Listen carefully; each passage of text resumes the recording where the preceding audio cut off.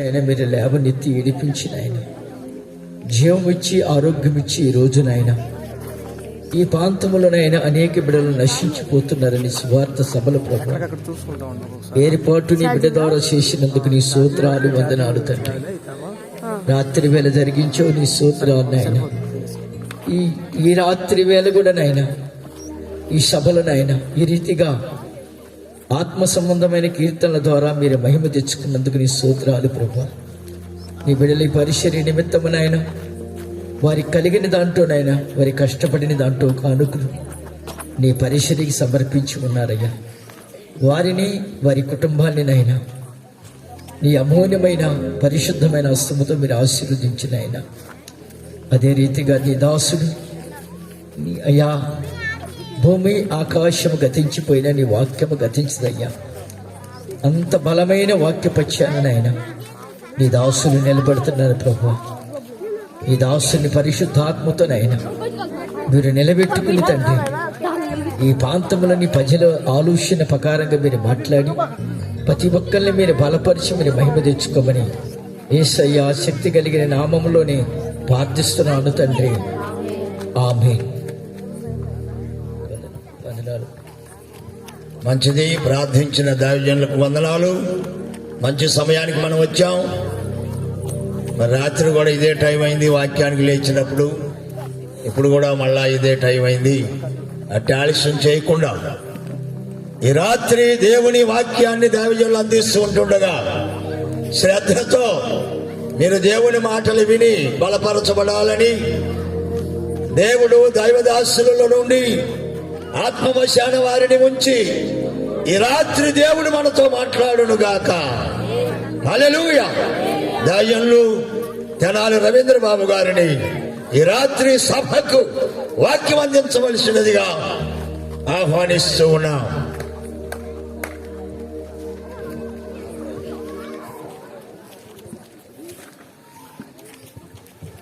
సమయం ఇచ్చిన త్రియక దేవుని వందనాలు.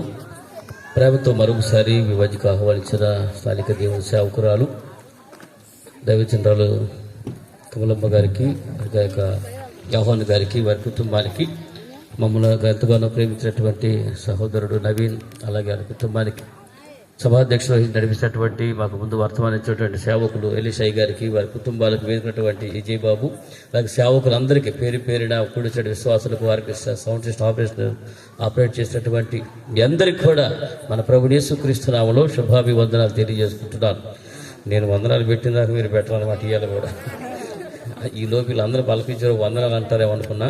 అసలు ఆయన బలపించినాక మనం బలపించకూడదని బాగా బెట్టుగా ఉన్నట్టున్నారు. మంచిది. మీ బెట్టును దేవుడు కట్టగట్టి స్థిరపరచబడును గాక. ఆమెనా? సరే, మీరు ఆమె బెట్టుగా ఉన్నందుకన్నా 2 గంటలు చెప్పాల్సిందే వాక్యం. సరేనా? సరే, మంచిది. సమయమును పోనీక సద్వినియోగం చేసుకుందాము. దేవుని యొక్క వాక్య భాగం అతి ఆసక్తి కలిగి మరి ఆఖరి రోజు కాబట్టి కొంచెం లేట్ అయినా మీరు ఏం పట్టించుకోవాలని అనుకోవటం కానీ మేము అనుకునేది మీరు అనుకునేది కాబట్టి దేవుని మాటలు వాక్యం చదువుకుందాం. పరిశుద్ధ గ్రంథం ఉన్నటువంటి అందరూ కూడా సంఖ్యాకాండము 24వ అధ్యాయము వాక్యం చూడండి. సంఖ్యాకాండము 24వ అధ్యాయము 5వ వచనము 6వ వచనాన్ని అవకాశం ఉన్నటువంటి వారు ఎవరైనా ఉంటే మైక్లో చదవండి. ప్రార్థనా పూర్వకంగా ఈ లేఖనాన్ని ధ్యానం చేద్దాం. యాకోబు నీ గుడారములు, ఇశ్రాయేలు నీ నివాస స్థలములు ఎంతో రమ్యమైనవి, వాగుల వలె అవి వ్యాపించి ఉన్నవి, నదీ తీరమందరి తోటల వలెను, యెహోవా నాటిన అగరు చెట్ల వలెను, నీళ్ల యొద్దనున్న దేవదారు వృక్షం వలెను అవి ఉన్నవి. దేవుడి మాటలు దీవించునుగాక. కొంచెం మెల్లిగానే నమ్మ జనం వస్తారేమో. ఆమెనంటాను కూడా అనండి పెద్దగా. కాస్త అనే వాళ్ళే వెనకాల కూర్చున్నారు. సరేనా? కొంచెం ఓపిక చేసుకుని కాస్త వాక్యానికి స్పందిస్తూ ఉండండి. ఇది వాక్యం ముగించేటువంటి సమయం అయినప్పటికీ అయినా దేవుని యొక్క మాట కాబట్టి సమయంతో పని లేదు. ఇంకా ఈ కాలంలో బెటర్. ఈ 10 గంటలకి ఈ టైంలో వాక్యం ఇచ్చారంటే, నేను సువార్త ప్రారంభించేటువంటి దినాల్లో అయితే 12 గంటలకు మొదటి ప్రసంగం ఇచ్చారు. తర్వాత ఇంకో ప్రసంగం ఉందన్నారు. ఆ తర్వాత జనం ఏమైపోవాలి చూడండి. అయినా దేవుడు 3 గంటల దాకా జనం అలాగే కూర్చునేవాళ్ళు. ఆ కాలంలో అలా ఉండేది. వాళ్ళు అట్టంటే నేను ఏదో పూర్వీకులు అనుకునేది. అదే కేవలం 15 సంవత్సరాల క్రితం సువార్త ఎంతసేపు చెప్పినా, ఎన్ని గంటల సేపు చెప్పినా సువార్త తినేటువంటి వాడు.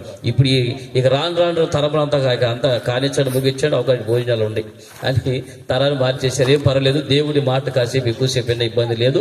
ఉన్నటువంటి సమయాన్ని బట్టి దేవుడి మాట మీకు ప్రకటించడానికి ప్రయత్నం చేస్తాను. అందరూ కూడా ప్రార్థన చేసుకుందాం. ప్రార్థనలు ఏకీభవించండి.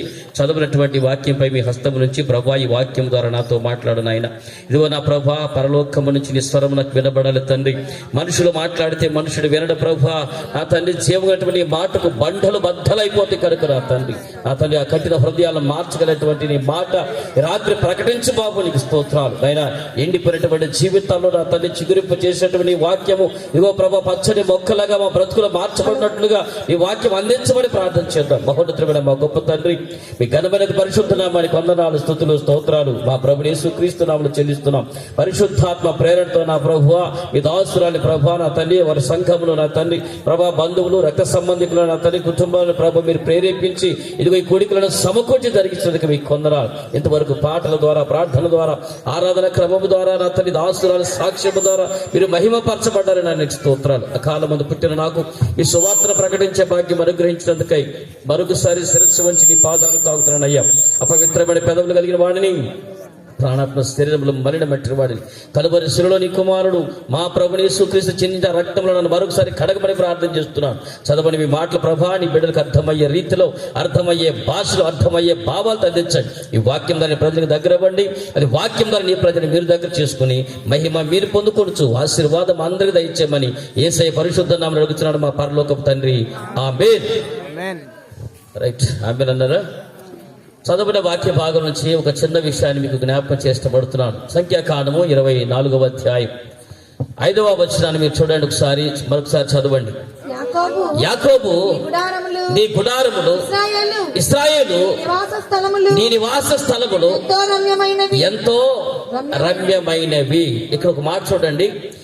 యాకోబు నీ నివాస స్థలము. ఈ వాక్యం ప్రకటించిన ఒక వ్యక్తి ఇశ్రాయేలు జనాంగంతో ఏమాత్రం సంబంధం లేని వ్యక్తి అండి. ఒక అన్యజనుడు ప్రవచనం చెప్పినటువంటి ఈ మాటలో నుంచి ఒక చిన్న విషయం మీకు జ్ఞాపకం చేసి ఇష్టపడుతున్నాను. మీరు చూడండి. యాకోబు నీ నివాస స్థలములు, ఇశ్రాయేలు నీ గుడారం. ఏమండి, యాకోబు యొక్క గుడారములు, ఇశ్రాయేలు యొక్క నివాస స్థలము అని చెప్పి ఎలా ఉండి అంట? ఎంతో రమ్యంగా ఉండి అన్నాడు. అవునండి, యాకోబు ఇశ్రాయేలు ఇద్దరు ఏమవుతారండి? అన్నదమ్ముల, బావబామరుదుల? అన్నదమ్ములు అవుతారు. ఇద్దరు రెండు ఒకే పేరు కదండి. యాకోబే తర్వాత తదనంతరం ఇశ్రాయేలుగా మారిపోయాడు కదా. అలాంటప్పుడు యాకోబు నీ గుడారం అని చెప్పేయచ్చు కదా. కానీ యాకోబు నీ గుడారములు, ఇశ్రాయేలు నీ నివాస స్థలములని ఒకేసారి అతని పేరు, రెండు పేర్లు ఎందుకు ప్రస్తావన చేశాడు? ఒకటి.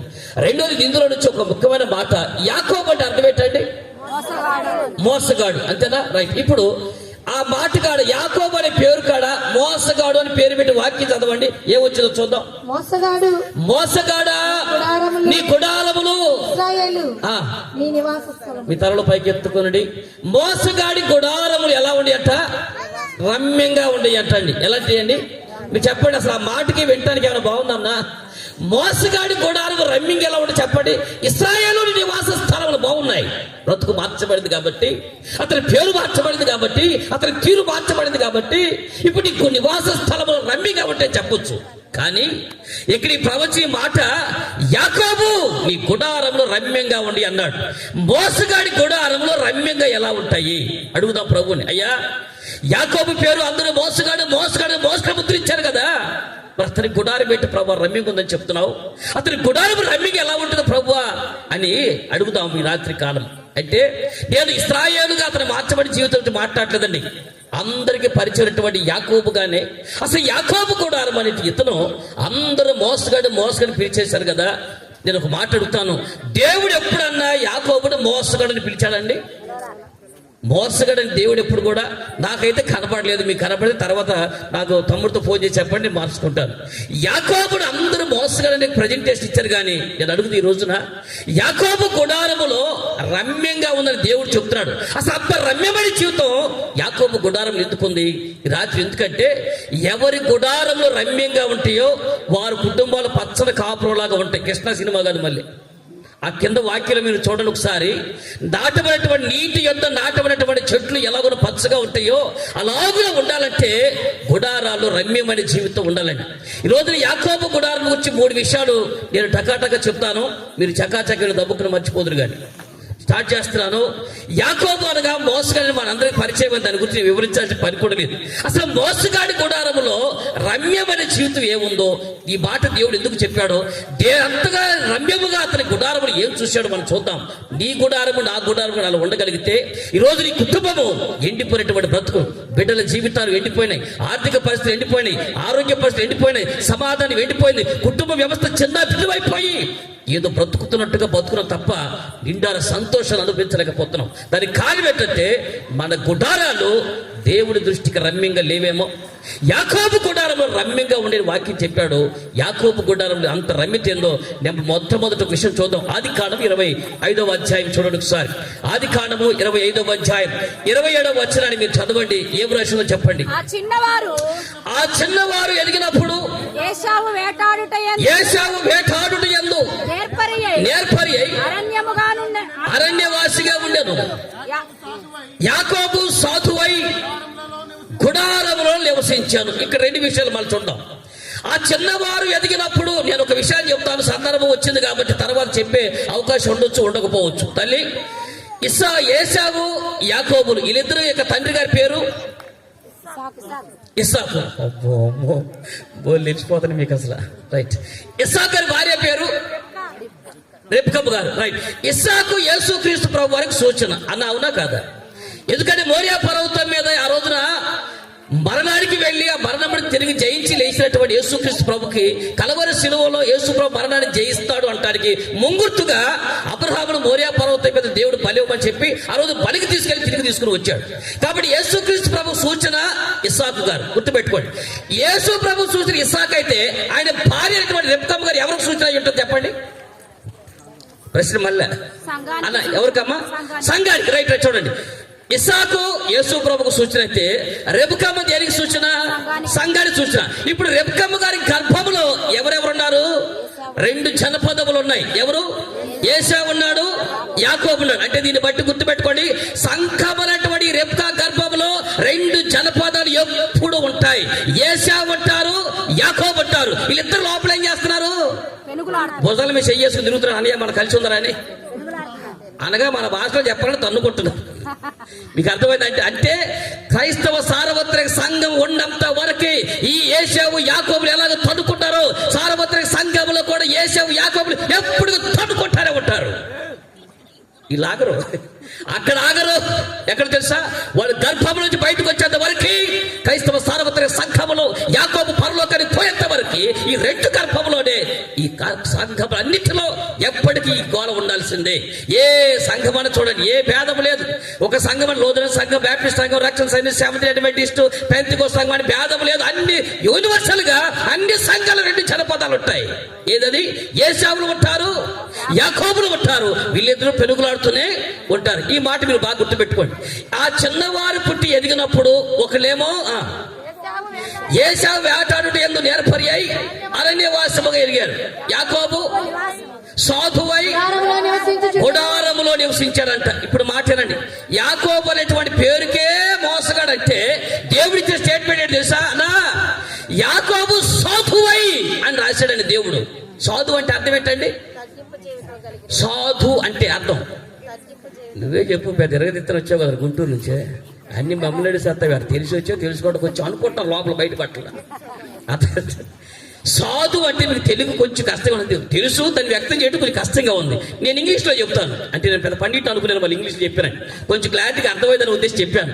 సాధు అనే మాట ఇంగ్లీష్లో ప్లెయిన్ హార్ట్. ఇప్పుడు చెప్పండి ఏంటది? ప్లెయిన్ హార్ట్ అంటే ఎవరిది? అసలు ఇంతకు బాగుందన్నా. యాకోబు ప్లెయిన్ హార్ట్ అంటే అందరూ మోసగాడు, మోసగాడు చిత్రీకరించారు. నిజమే, దేవుడు చెప్తున్నాడు యాకోబు సాధు, అతని గుడారంలో సాధుత్వం ఉంది. ఎందుకంటే అందరూ మోసగాడుగా ముద్రించబడి యాకోబులో అసలు ఆ మోసం అనేది ఎక్కడ చేశాడు, ఎలా చేశాడు, అతని జీవితంలో నువ్వు చూసిందేంటి, దేవుడు అతని గుడారం చూసిందేంటో మీరు చూడండి. అసలు యాకోబు మోసం ఎవరు చేసిందండి? వాళ్ళ నాన్నగారిని. అదే కదండి, అసలు మోసగాడుగా ఇతను చేశాడా, వాళ్ళ అమ్మ చేయించిందా?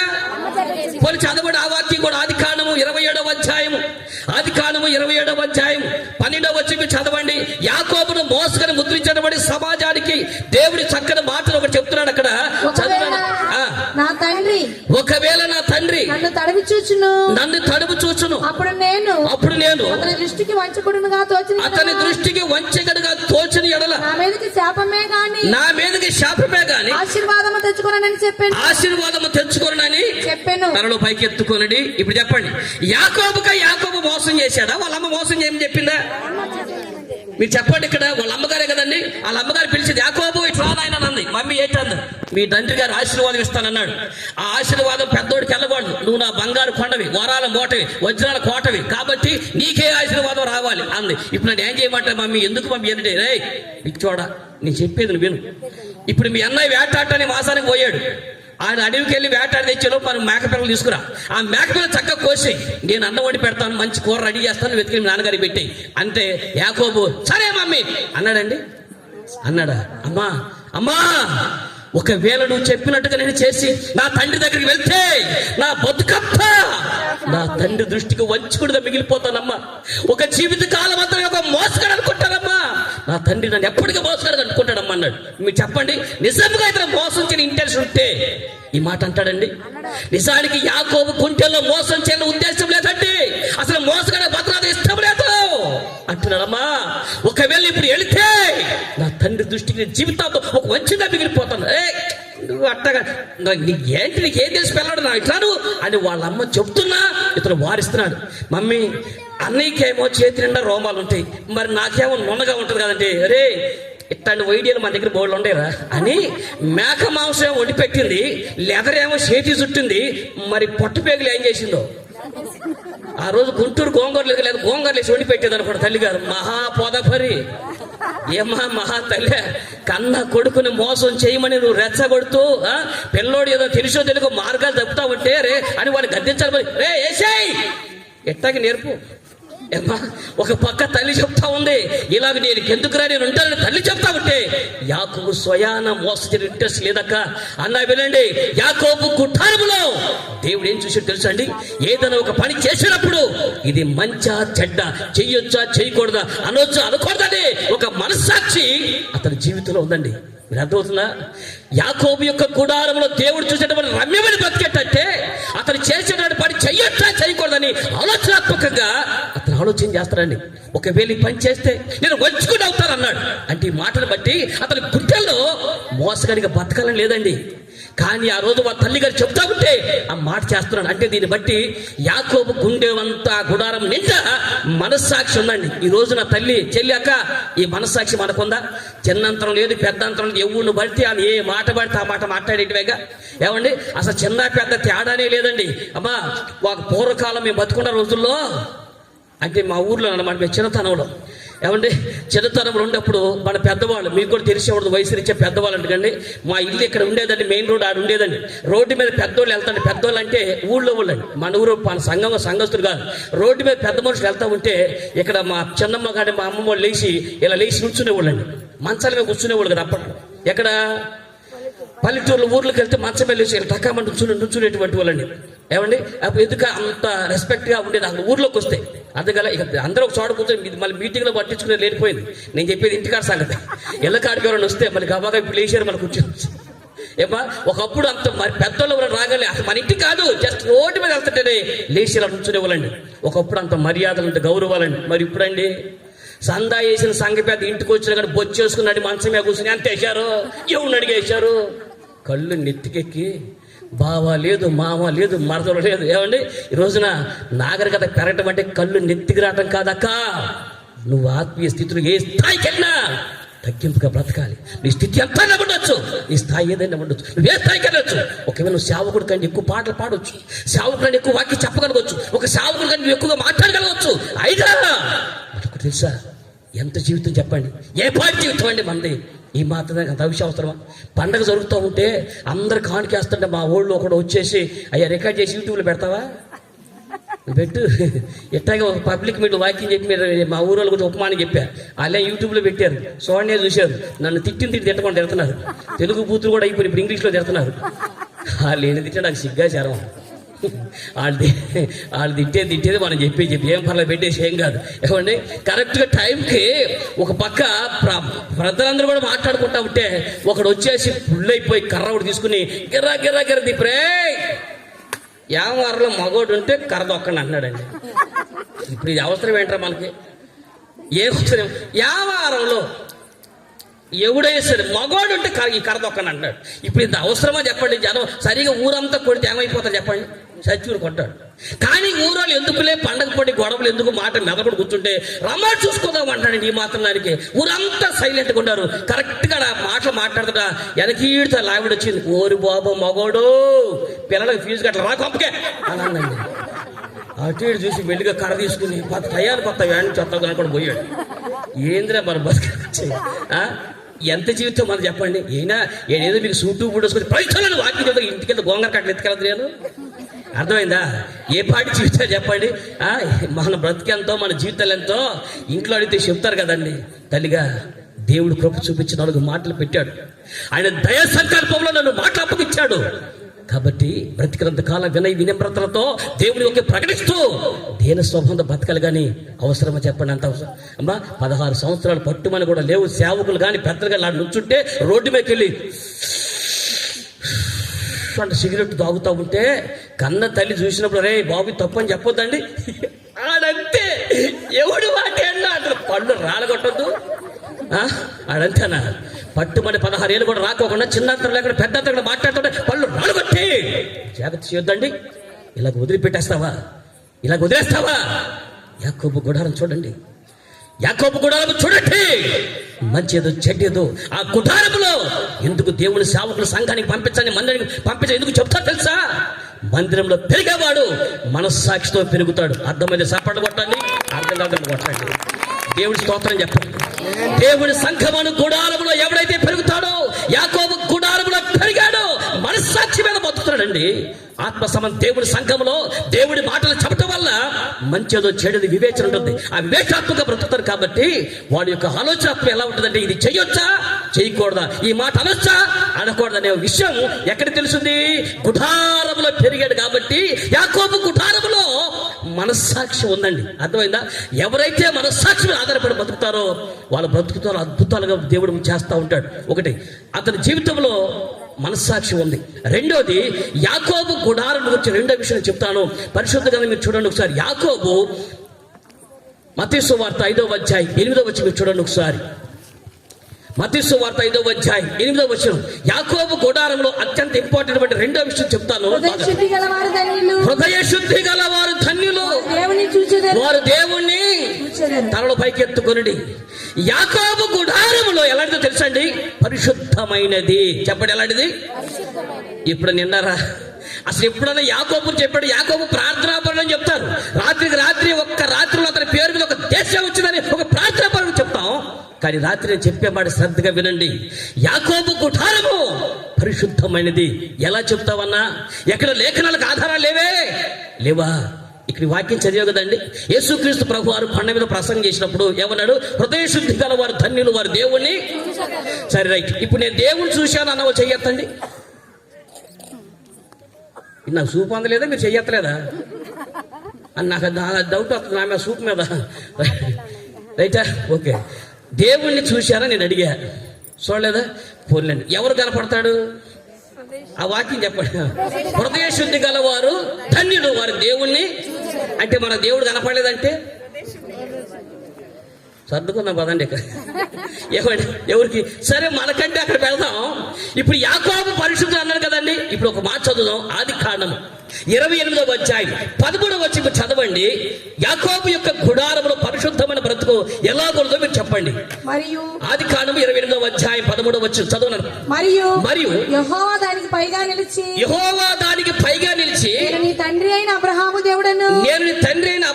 దేవుడిని, ఇస్సాకు దేవుడైన యెహోవాను నీవు పండుకొని ఉన్నా. ఇటు చూడండి ఒకసారి అమ్మా. ఇప్పుడు ఈ దర్శనం జరిగే సమయానికి, దేవుడి ప్రత్యక్షించే సమయానికి పేరు యాకోబుగా ఉందా, ఇశ్రాయేలుగా ఉందా? ఏమైంది నగరానికి? మాట్లాడండి. ఇప్పుడు ఈ సందర్భానికి యాకోబు అనే పేరుతో ఉన్నాడా, ఇశ్రాయేల్ పేరుతో ఉన్నాడని అడిగా. యాకోబు అనే పేరుతున్నాడు కదా, రైట్. యాకోబుగా ఉన్నప్పుడు అతను పద్దనరాము నుంచి అతను తన తండ్రి ఇంటి కాడి నుంచి మేనమావ గారి బయలుదేరి పద్దనరాముకు బయలుదేరి వెళ్తున్నాడు. ఆ వెళ్తున్నప్పుడు మార్గ మధ్యంలో అర్ధరాత్రి నిద్ర వచ్చి తలగడి కింద ఒక రాయి పెట్టుకుని అతను నిద్రపోతున్న సమయంలో ఆకాశములకు తెరవబడి ఒక నిచ్చెన ఆకాశం నుంచి నేల మీదకి వచ్చి దాని మీద దేవతలు ఎక్కుతూ దిగుతూ ఉన్నారు. ఆ నిచ్చెన పైగా ఎవరు కనపడ్డారు? దేవుడైన యెహోవా కనబడి, నేను నీ తండ్రి అయినటువంటి అబ్రహాము ఇస్సాకుల దేవుడు అని చెప్పారు కదండి. ఇప్పుడు చెప్పండి, యాకోబుగా ఉన్నప్పుడు ఇప్పుడు ఎవరు చూశాడండి? చెప్పండి. దేవుడైన యెహోవా అతను కనపడ్డాడు కదా, రైట్. ఇప్పుడు దీన్ని బట్టి చెప్పండి, యాకోబుకి ఎవరు కనపడ్డాడు? దేవుడు కనపడ్డాడు. దేవుడు ఎవరు కనపడతాడు? హృదయ శుద్ధి గల వారు ధన్యులు, వారు దేవుణ్ణి. ఇప్పుడు ఈ వాక్యాన్ని చెప్తే మీరు ఏమంటారు తెలుసా? అన్న ఎట్లాంటి దర్శనాలు మాకు ఇన్ని వచ్చినాయి అంటారు. అవునా? ఒకవేళ ఇదే వాక్యం ప్రకారం కనుక నేను యాకోబుడు పరిశుద్ధుని తీర్మానం చేశాను అనుకోండి, అన్నో ఈ లెక్క మాకండి యాకోబు కంటే మేము పరిశుద్ధులు అన్న. యాకోబు ఒక్క దర్శనం వచ్చిందేమో, మాకు 2 నెలకోటి వస్తాయి. నెలకోసారి దర్శనం చూసేటువంటి వాళ్ళు కూడా లేకపోలేదండి. కానీ నేను చెప్తున్న ఈ వాక్యం దీన్ని బట్టి కాదండి. ఈ రాత్రి యాకోబు పరిశుద్ధమైనటువంటి మాట, యాకోబు గుడారంలో ఎంత పరిశుద్ధమైన బతికాడో మీకు తెలియాలంటే ఈ రాత్రి ఒక చిన్న లెక్క చెప్తాను. మీరు ఎవరైనా మనసుతో చేసేటువంటి వారు మైండ్లో చేయగలిగితే లెక్క చేయండి, లేదు అంటే పెన్న కాగితం తీసుకుని లెక్క రాయండి. ఒకవేళ పెన్న కాగితం లేకపోయినా మైండ్లో చేయడం రాలేదు అంటే మాత్రం వెంకటరమణ అండ్ కో ఎక్కాల బుక్ తెచ్చుకోండి. మేము చదువుకునే రోజులు ఆ బుక్ ఉండేదండి, ఎక్కాల పుస్తకం కదండి. వెంకటరమణ అండ్ కో ఎక్కాల బుక్ తెచ్చుకుని దాంట్లో 2 రెళ్ళు 2 1 2 2 రెళ్ళు 4 2 3 6 ఉంటుంది కదండి. ఆ ఎక్కాల బుక్లు నేను చెప్పిన లెక్కను మీరు చేయండి. దేవుని యొక్క వాక్యములో ఒక లెక్క ఇవ్వబోతున్నాడు వాక్య లేఖనాల్లోంచి. ఆ లెక్కను మీరు చేసి యాకోబు ఎంత పరిశుద్ధులో ఈ రాత్రి అతని గుడారముడు మనం తీర్మానం చేద్దాం. రైటా? రైట్, మంచిది. యాకోబు ఐగుప్తు దేశానికి వెళ్ళి ఫరో ఎదురు నిలబడే సమయానికి అతని వయసు ఎంతండి? పరిశుద్ధ గ్రంథం అంటే మీరు చూడండి ఒకసారి, ఆదికాండము 47వ అధ్యాయం. ఆదికాండము 47వ అధ్యాయం 9వ వచ్చి మీరు చూడండి. యాకోబు అక్కడ ఫరో ఎదురు నిలబడే సమయానికి అతని వయసు ఎంత? ఫరో నీవు జీవించిన సంవత్సరములు ఎన్ని అని యాకోబుని అడిగినందుకు యాకోబు నేను యాత్ర చేసిన సంవత్సరములు 130 సంవత్సరాలు, నేను జీవించిన సంవత్సరములు. రైట్. ఇటు చూడండి, ఒక లెక్క రాయండి. యాకోబు ఫరో ఎదురు నిలబడే సమయానికి అతని వయసు ఎంత అండి? 130 సంవత్సరాలు అని చెప్పాడు. రైట్. యాకోబు ఆ సమయంలో 130 ఏళ్ళు అయితే అదే సమయానికి యోసేపు వయసు ఎంత అండి? యోసేపు కూడా ఫరో ఎదురు నిలబడే సమయానికి అతని వయసు ఆదికాండం 41వ అధ్యాయం 46వ వచనం ఉంది. అప్పటికి యోసేపు యొక్క వయసు మీరు లెక్క రాయండి, అక్కడ రాసి ఉంటుంది 30 సంవత్సరాలు రాసి ఉందండి. ఉందా అండి? ఆదికాండం 41వ అధ్యాయం 46వ వచనంలో యోసేపు బయలుదేరి ఐగుప్తు దేశమందంతటా సంచరించెను.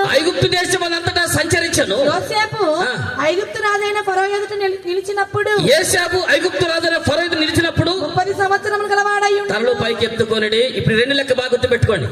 యోసేపు ఫరో ఎదుట నిలబడే సమయానికి అతని వయసు 30 సంవత్సరాలు. ఎందుకు ఏ సమయంలో నిలబడ్డాడు? అయ్యా రానున్న సంవత్సరాల్లో 7 సంవత్సరాలు కరువు, మధ్య సమృద్ధిగా పంట పండింది, తర్వాత 7 సంవత్సరాలు కరువు వస్తుంది. ఈ కళ చెప్పినందుకే కదండి. ఈ దర్శనం చెప్పే సమయానికి ఆయన అన్నాడు, బాబు యేసేపు నువ్వు రా, అదేదో దర్శనం నీకే తెలుసు కాబట్టి నీవే దీన్ని పరిపూర్ణంగా చేయమని పిలిపించారండి. అప్పుడు యేసేపు అక్కడ ఉన్నాడు, సరేనన్నాడు. అక్కడ నుంచి మొదలు పెట్టండి 30 సంవత్సరం కానీ 7 సంవత్సరాల పంట సమృద్ధిగా పండింది అండి. 30 + 7 ఎంత అండి? 37. ఆ తర్వాత 2వ సంవత్సరంలోనే కరువు ప్రారంభమైన తర్వాత సంవత్సరంలోనే ఆ కరువు ప్రారంభమైన 2వ సంవత్సరంలో వాళ్ళ అన్నలందరూ కూడా వచ్చేసారు. అందువల్ల యాకోబు తన కుమారులందరూ కూడా వచ్చే సమయానికి 2 సంవత్సరాలు గడిచింది. మొత్తం యాకోబు ఎదుట యోసేపు కలిసి ఫరో దగ్గర నిలబడే సమయానికి అప్పటికి యోసేపు యొక్క వయసు 39 సంవత్సరాలు. ఇప్పుడు చెప్పండి, 130 ఏళ్ల వయసు యాకోబుదైతే ఏ వయసులో యోసేపు పుట్టినాడు చెప్పండి? ఈయన వయసు ఏమో 39 సంవత్సరాలు, ఆయన వయసు ఏమో 130 సంవత్సరాలు అయితే ఏ వయసులో యాకోబుకు పుట్టాడు యోసేపు? అన్నయ్య బలపం తీసుకుని అన్న చెప్పారు ఎక్కడన్నా 91 సంవత్సరాలు. గుర్తుపెట్టుకోండి, 91 సంవత్సరాలకి ఆ వయసులో యోసేపు ఆయన పుట్టాడు. ఆ తర్వాత బెంజమిన్ అక్కడి నుంచి బయటకు వచ్చిన తర్వాత పుట్టాడు. ఇప్పుడు చెప్దాం, పట్టణంలో తన మామిటికి ఎన్ని సంవత్సరాలు ఉన్నాడండి? అనుకున్న అదే చెప్తారండి. అమ్మా ఆదికాండము 31వ అధ్యాయం, ఆదికాండము 31వ అధ్యాయము 38వ వచనం అనుకుంటా, చదవండి, లేకపోతే నాకు మూడుద్ది. ఈ 20 ఏండ్లు నేను నీ యొద్ద తనలో పైకి ఎత్తుకోనండి. ఇప్పుడు మీరు చెప్పండి, యాకోబు ఎన్ని సంవత్సరాలు ఉన్నాడు అక్కడ? 20 సంవత్సరాలు ఉన్నాడు వాళ్ళ మామగారింటి కాడ. అంటే వాళ్ళ మామింటి కాడ ఉన్నప్పుడు యోసేపు పుట్టాడు కదండి, అవును కదా? రైట్. ఇప్పుడు 91 ఏళ్ళప్పుడు యోసేపు పుడితే అక్కడ 20 71 సంవత్సరాలు. అన్న, తల్లి, చెల్లి, అక్క వినండి.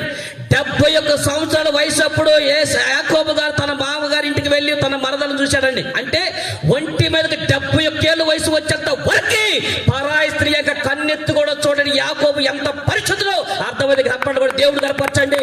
ఒంటి మీదకి యాకోబు కుటారము ఒంటి మీదకి 71 ఏళ్ళ వయసు వచ్చేంత వరకే ఒక స్త్రీ యొక్క కూడా చూడదంటే దొరుకుతాడండి. ఇలాంటి అయినా దొరుకుతాడా? భూమి మీద పరిశుద్ధుడు.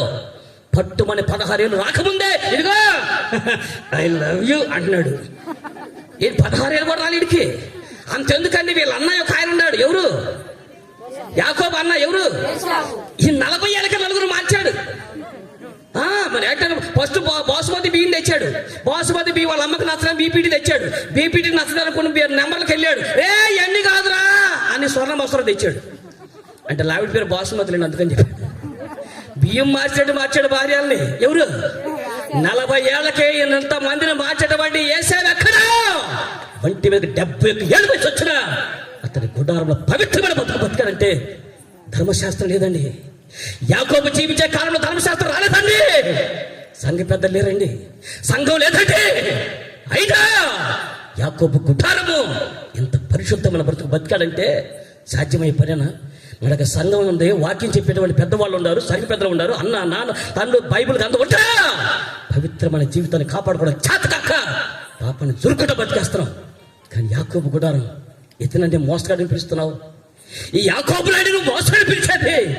యాకోబు నీ గుడారంలో రంగే కాబట్టేనా దేవుడు అన్నాడంటే ఎలా సాధ్యమండి?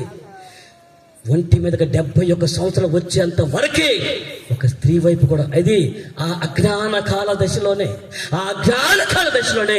యాకోబు యొక్క గుడారం ఎంత పరిశుద్ధిగా ఉందో మీరు ఆలోచించేయండి. తల్లిగా నాకు తెలిసిన ఒక సహోదరు ఒక సందర్భంలో మా ఊరు వచ్చారండి, మా గ్రామానికి వచ్చారు. వాడు వేరే ఊరి నుంచి వచ్చారు. వచ్చిన తర్వాత వాళ్ళు అంత సౌండ్ పార్టీ మంచి టౌన్లో ఉన్నటువంటి వారు పల్లెటూరు ఎందుకు వచ్చారో మాకు అర్థం కాలేదండి. ఆ తర్వాత తెలిసింది ఏమి లేదండి, మా అబ్బాయి ప్రేమలో పడ్డాడు, ఊరు మార్చాలన్న ప్రేమ నుంచి బయటకు వస్తాడేమని ఈ ఊరు తీసుకొచ్చామని మా ఊరు తీసుకొచ్చారు.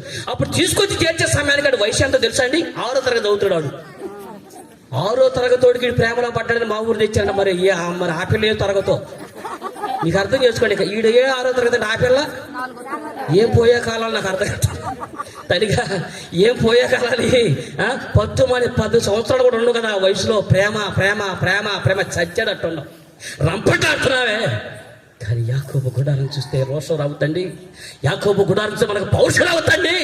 అతని గుడారాన్ని దేవుడు ఎంత రమ్యంగా ఉందని చెప్పాడు. యాకోబు నీ గుడారంలో రమ్యంగా ఉండి అయ్యా అని అన్నాడండి. ఒకటి, మనస్సాక్షి మీద ఆధారపడి బతుకుతున్నాడు. రెండవది, ఒంటి మీదకి 71 ఏళ్ళ వయసు వచ్చిన పవిత్రమైన జీవితాన్ని కాపాడుకున్నాడు. మూడో విషయం చెప్తాను, అంతకంటే శ్రేష్టమైనటువంటి అద్భుతమైన మాట చదవండి. అతని గుడారంలో దేవుడు చూసేటువంటి కోణం ఏదో. ఆదికాండం 28వ అధ్యాయం 7వ అధ్యాయం 7వ వచ్చి చదవండి ఒకసారి. ఏం రాసిందో చెప్పండి. యాకోబు తన తల్లిదండ్రుల మాట విని తలలో పైకి ఎత్తుకొనిడి. రైట్. ఇప్పుడు చిన్నోళ్ళు, పెద్దోళ్ళు, ముసలోళ్ళు అందరం కలిసి ఒక పని చేద్దాం. ఏం చేద్దాం అంటే ఆ వాక్యాన్ని అందరూ చదువుదాం. 1 2 3 అంటారు. సరేనా? 1 2 3 అన్నాయండి. ఆ వాక్యాన్ని అందరూ, ఏ భేదము లేదు, అదే వాక్యం నాతో కూడా కలిపి నేను చదువుతాను, మీరు కూడా చదువుదాం. మనకేమైనా కాస్త రోషం పుట్టిందని ఆలోచన చేద్దాం. 1 2 3 స్టార్ట్. యాకోబు తన తల్లిదండ్రుల మాట తలలో పైకి ఎత్తుకుని. రైట్. యాకోబు తన తల్లిదండ్రుల మాట విని. ఏ వయసులండి? ఇదే సందర్భం జరిగే సమయానికి యాకోబు వయసు ఎంత అలా వినపడుతుందా తమ్ముడా? యాకోబు తన తల్లిదండ్రుల మాట విని అని చెప్పే సమయానికి యాకోబు వయసు 71 సంవత్సరాలు. గుర్తుందా? 71 ఏళ్ల వయసు ఒంటి మీద ఉన్నప్పుడు అమ్మా బాబు చెబితే మారు మాట్లాడుకుని నిలబడ్డాడండి. సాధ్యమేనండి? ఒక్క మాట చదువుతాడని వాళ్ళ అమ్మని పిలిచారు. అబ్బా యాకోబిటా అన్నారు. ఏంటి మమ్మీ అన్నాడు. ఇదిగో మీ అన్నేమో ఈ ఊరు అమ్మాయిలు మంచివాడు కాదు. ఏ ఊరోళ్ళు? మళ్ళీ నేను అన్నాను అనుకున్నారు. లేనిపోయింది ఆయన. నేను ఈ మాట అన్నా కదా. అక్కడికి వెళ్ళి ఒకసారి యాకోబుని, ఇశ్రాయేలు గురించి ఒకసారి వాక్యం చెబుతా ఉండి యాకోబు ఎంత మోసగాడో తెలుసు అంటే, ఎల్టూరులో ఒక నా మీదకి వచ్చాడు. ఈ పాస్టర్గా చెప్పాడు, మా నాన్న మోసగా నీకు ఎవరు చెప్పాడు అన్నాడు. వచ్చి అర్థం కాదు. నేనే ఫ్లోలో వాకింగ్ చెప్పాను. ఏమన్నా నాకు ఊరు సంగతి తెలుసుదో చెప్పండి. ఏదో ఫ్లోలో ఒక సందర్భంగా ఉపమానం ఏదో వాడుకుంటూ ఉంటాం. ఉపమానం చెప్తే మీకు తొందరగా అర్థమైందని చెప్తూ ఉంటాం. ఇకేమో మా నాన్న మోసం గారు ఎవడు చెప్పాడు, ఆ భాష గారు చెప్పాడు అంటున్నాడు. మంచానికి కట్టేసి వాక్యం మీద కూర్చోబెట్టారు. అర్థమైనా. అందుకని మళ్ళీ ఏదైనా ఒక సందర్భం మాట్లాడితే మళ్ళీ ఆ పేర్లు ఏమైనా ఉండే అనుకోండి, మీరేం ఫీల్ అవ్వకండి. సరే అండి. అమ్మా, యాకోబు ఈ మాట చెప్పే సమయానికి ఈ ఊరిలో మంచోళ్ళు కదని వాళ్ళ అమ్మ అంటదండి, అయ్యా ఈ కుమార్తెలు ఇక్కడ ఉన్నటువంటి ఈ దేశంలో ఉన్నటువంటి కుమార్తెలు మంచోళ్ళు కాదు, ఎలాగైనా వీళ్ళన్న చేసుకుని వచ్చి నాకు కొంపడ పెట్టాడు, కాబట్టి నువ్వు పని చేయని పిలిచి నువ్వు పద్దరాకు పో, మీ మేనమా ఇంటికెళ్ళు, మీ మేనమా కూతురు పెళ్లి చేసుకోయా నువ్వు చక్కగా అని చెప్పి పంపిస్తే, ఏమండి అతని వయసు అప్పటికి ఎంత అండి? 71 ఏళ్ళప్పుడు కన్న తల్లి ఒక ముసలి తండ్రి యాకోబుకి వెళ్ళి పెళ్లి చేసుకోమంటే, మమ్మీ అయ్యా మేజర్ అన్నాడండి. ఏమండి ఎవరంట? మేజరా? 18 ఏళ్ళు దాటినటువంటి తర్వాత ఒక మాట చెప్తానే నేను మేజర్, నాకు సంతృష్టం, రాజ్యాంగ హక్కు అంటావే. అమ్మా ఒంటి మీద 71 ఏళ్ళ వయసు వచ్చినా అమ్మ నాన్న మాట వింటున్నాడంటే సాధ్యమేనండి ఈ మాట, సాధ్యమేనండి ఈ మాట. అసలు ఆ వయసులో ఈయనంటే 130 ఏళ్ళ తండ్రి అండి. ఇస్సాకు వయసు 130 సంవత్సరాలు దాకుంది. అంత ముసలాయన యాకోబుతో మాట్లాడుతుంది. అసలు ఒక మాట చెప్పండి, ముసలోళ్ళ మాట మనం వింటామండి? ఈ రోజున మీరు గుండె మీద చేసుకుని చెప్పండి, ముసలోళ్ళు ఇంట్లో ఎవరైనా మాట్లాడుతూ ఉంటే పొరపడిన మాట అమ్మాయి ఏంటి ఏంటి కూర్చోవారు మూసుకునే ఒక ముద్ద పెట్టావా తిన్నావా కూర్చోమన్నట్టు ఏంటండి నాకు కడుపులో. మరి అలా అనాలి కదండి. ఎందుకంటే తిండి తిప్పలు మానేసి పచ్చడి మెతుకులు తిని కడుపు కొట్టుకుని ఎద్దులాగా ఈ దేహాన్ని మేపారు కదండి, ఈ దేహాన్ని పెంచారు కదండి. అందుకని అమ్మా బాబులు మాట్లాడుతూ ఉంటే ఇక మాట వినబుద్ధి కాదే. నువ్వు గత చదువుకుంటే ఏంట్రా నీ తెలివి, ఏంట్రా నీ జ్ఞానం? కాస్త నువ్వు చదువుకున్నంత మాత్రాన మాట వినకుండా పోటవేనా? అమ్మా బాబులు మాట వినకుండా పోటవేనా? యాకోబు గుడారం చూడు, ఏశావు గుడారాలు బతుకు చూడు. ఈరోజు నీ గుడార జీవం బతికేటువంటి బతుకు ఎంత రమ్యకెత్తుకుందో తెలుసా?